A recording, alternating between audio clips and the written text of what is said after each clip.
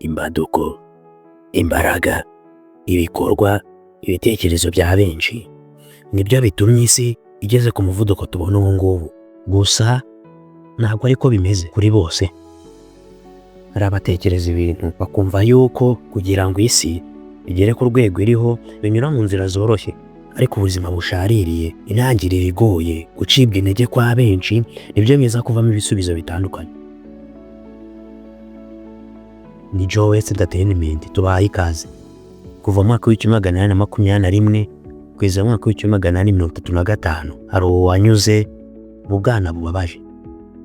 Louis Vuitton yavutse ku wa 4 Kanama mu mwaka w'1821 mu mudugudu muto wa Anchere mu majyaruguru y'Ubufaransa. Se yitwaga Xavier Vuitton, yari umubaji ndetse n'umwubatsi. Nyina we yamesaga imyenda y'abakire. Naho mvuga ubuzima uragoye kandi burababaje. Ubuzima bwabo bwari buciriritse cyane, n'ubukene bwari ikimenyetso cy'urugo rwabo. Muri make nta buzima bwiza bari bafite, cyangwa se ubuzima we wakifuza kubaho. Nyina wa Louis Vuitton witwaga Caroline Gerard yapfuye azize indwara, ariko nta makuru menshi yihariye agaragaza neza indwara yamwishe. Amateka menshi avuga ko yapfuye Louis akiri umwana, kandi ko urupfu rwe rwagize ingaruka zikomeye ku buzima bwe. Se nawe yashatse undi mugore w'umugome. Umugore wa kabiri cyangwa mukase yangaga Louis Vuitton cyane, akamuhohotera, amusuzugura, akamubuza n'amafunguro, ndetse akamufunga mu nzu igihe kinini. Louis yari ababaye umugaragu mu rugo rw'iwabo. Nawe bazi ibi bintu, ni agahinda, ni ibibazo, ni umubabaro, ni intimba ikomeye cyane. Agashaka kubyihanganira, ariko igikomere cyo mu mutima we kikagenda kiyongera. Mu mwaka w'1835 Louis Vuitton amaze kugira imyaka 13 gusa, yaciye ukubiri n'urugo rw'iwabo. Yafashe icyemezo gikomeye kandi giteye ubwoba, gufata urugendo n'amaguru rwafashe hafi amezi 2. Akava mu gace k'iwabo akajya i Paris, mu murwa mukuru w'Ubufaransa. Yego, ubyumvishe neza, i Paris ni umurwa mukuru w'Ubufaransa. Urugendo rurenze inzozi benshi batekereza. Kuva mu mwaka w'1835 tukageza mu mwaka w'1854 Louis yakoze urugendo rw'ibirometero 470 n'amaguru. Mu gihe cy'iminsi myinshi yasinziraga mu mashyamba, ku bikuta by'ingo z'abantu, agasaba ibyo kurya, rimwe na rimwe akanabibura. Yarababaye.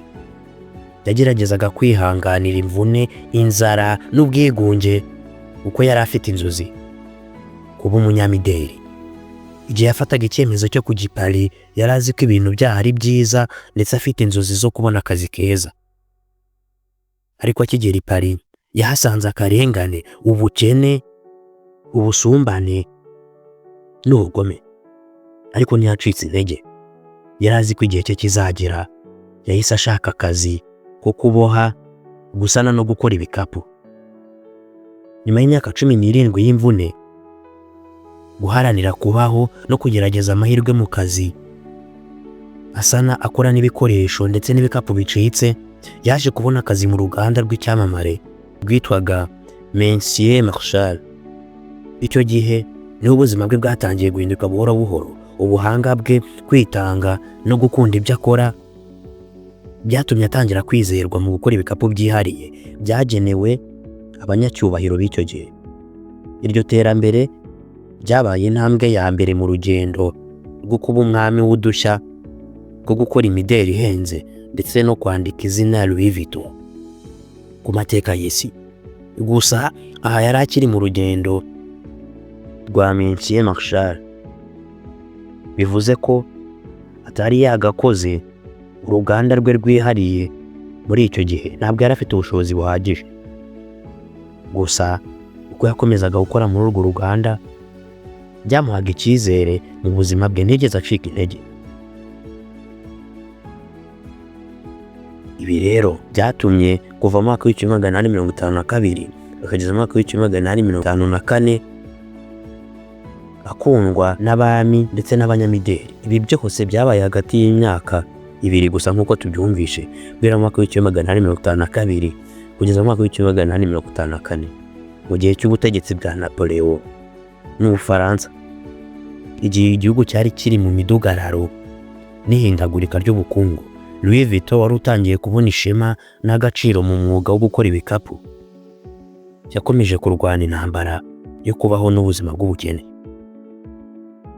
Mu mwaka w'1853 yahiriwe n'amahirwe adasanzwe, ibikapu bye byari bimaze kugera mu mutima wa benshi. Aha harimo uwitwa Eugénie de Montijo, umwamikazi w'Ubufaransa n'umugore wa Napoleon. Ubwo umwamikazi yamugize umukozi we wihariye mu gukora ibikapu by'urugendo, ikintu cyahise kimwinjiza mu isi y'abanyacyubahiro n'abakire. Ariko uko kwamamara kwamuzaniye ishyari rikomeye. Bamaze kubona ko Louis Vuitton amenyekanye kandi agenerwa n'abantu benshi bakomeye, bamwe mu bo bakoranaga batangiye kumugambanira ku buryo bushoboka. Hari abatangije bihuha ko atari we wenyine ukoresha ibiganza bye mu gukora ibikapu by'indashyikirwa, bashaka kumwerekana nk'umuntu wiyitirira ibikorwa by'abandi. Abandi bamuvugagaho ko ibyo akora bitaramba. Aba ni abacantege mu buzima ntibazabura. Urugendo rwawe, ubuzima ukora, ibyo unyuramo, ntuzacike intege. Ndetse kandi abavugaga ko akoresha ibikoresho bidakomeye, ndetse bavuga ko umukiriya nka Eugénie de Montijo yamuhaye akazi kubera impuhwe atari ubushobozi. Nawe wumva amagambo yo gusebanya, ariko nyamara amagambo ntacyo agomba kudutwara mu rugendo rwacu. Iryo shyari ryarenze urugero, ubwo bamwe batangiye no kwiba ibishushanyo mbonera n'imiterere y'ibikapu bye. Ibintu byose Louis Vuitton yakoraga byihariye.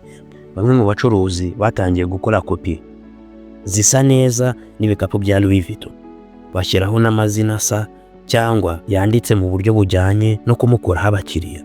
Ibyo bikorwa byamuciye intege, ariko nanone nibyo byatumye yihutira gushinga uruganda rwe kugira ngo arinde umwuga we n'izina rye icyasha n'ubujura bw'abashakaga kumwambura inzozi ze. Ubwe yarivugiye ati,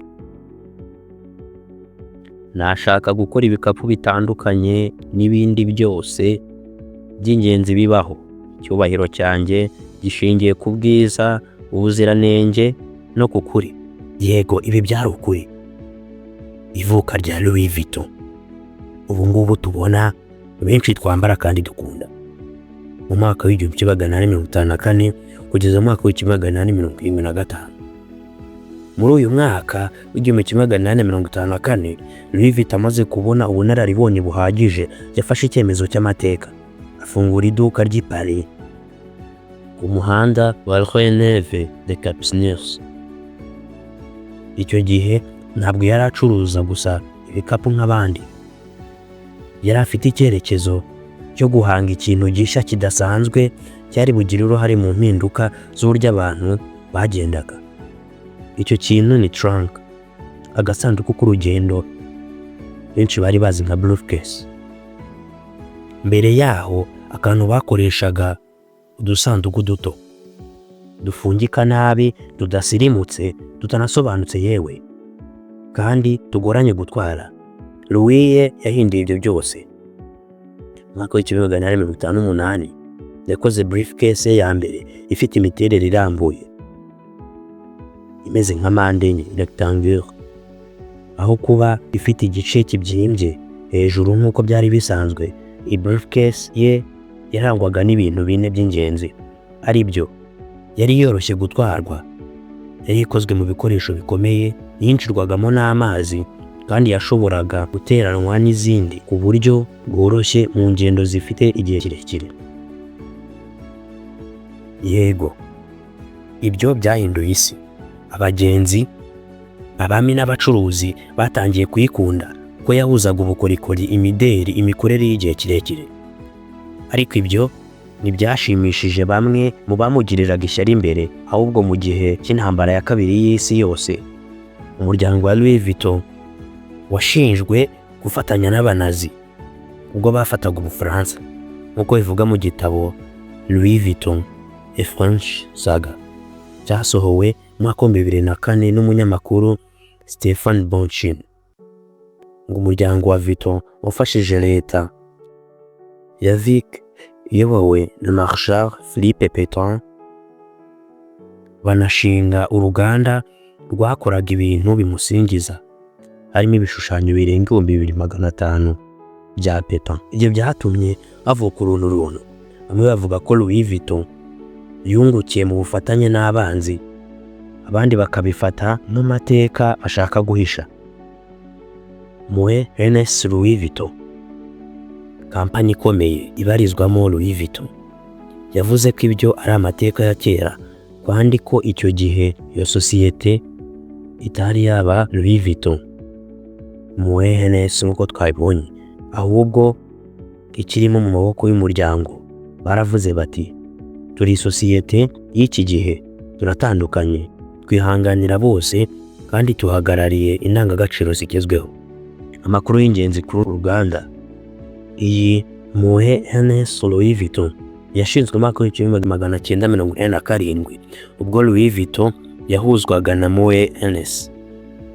Ifite ibirango birenga 70 by'imideli n'ibikoresho by'ikirenga birimo Dior, Fendi, Givenchy, Bulgari, Sephora, Celine, Tag Heuer n'ibindi. Uyu munsi Bernard Arnault niwe muyobozi mukuru wa Louis Vuitton, akaba n'umwe mu bantu ba mbere batunze amafaranga menshi ku isi. Abavugizi b'iyo sosiyete bakomeye banenze itangazamakuru ryashatse kugoreka amateka cyangwa gushyiraho igitutu ku banditsi, ariko bongeraho ko bemerera abanyamakuru ko bandika ibyo bashaka. Nyuma hari n'abakomeye kwigana ibicuruzwa ndetse banamamaza ibicuruzwa bya Louis Vuitton ku nyungu zabo. Louis ntiyacecetse, nawe yatangije logo ye yihariye n'ibimenyetso by'ibyo kurinda ibikapu bye birimo amabara yihariye, udushushanyo twanditseho RV ndetse n'uburyo bwihariye bwo kubaha igikapu. Uko bagendaga bamwigana niko nawe yarushagaho gutekereza udushya, ari nako izina Louis Vuitton rigenda rikomeza kuba igihangange mu rugendo rwe rwo guhindura isi. Louis Vuitton yapfuye mu mwaka w'1892 afite imyaka 70 ku mpamvu z'uburwayi bwa brain cancer yitwa glioblastoma. Yari amaze kuba icyamamare mu Budage, mu Bufaransa, mu Bwongereza no mu Butaliyani. Yasize ashyizeho urufatiro rw'ikirango kizwi mu bihugu byose, gifite igikundiro mu bantu bose.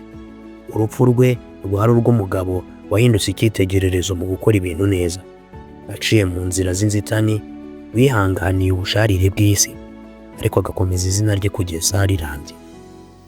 Uyu munsi Louis Vuitton ni kimwe mu bimenyetso bya mbere ku isi mu myambarire n'ubukire. Ibikapu, amasakoshi, inkweto, imyenda, amasaha n'ibindi byose bifite izina bihagaze nk'ikimenyetso cy'inzozi zagezweho. Ubu Louis Vuitton ni ikirango cy'abaherwe, abastari n'ibyamamare. Ni urwibutso rw'uko intambara y'ubuzima ishobora gutsindwa n'umuntu ufite inzozi, ukwihangana n'icyerekezo. Gusa nubwo Louis Vuitton yari ikomeye, haje kubaho izindi kampani zikomeye mu mideli. Urugero ari nka Gucci yaje kugurisha ibintu byinshi cyane kurusha Louis Vuitton.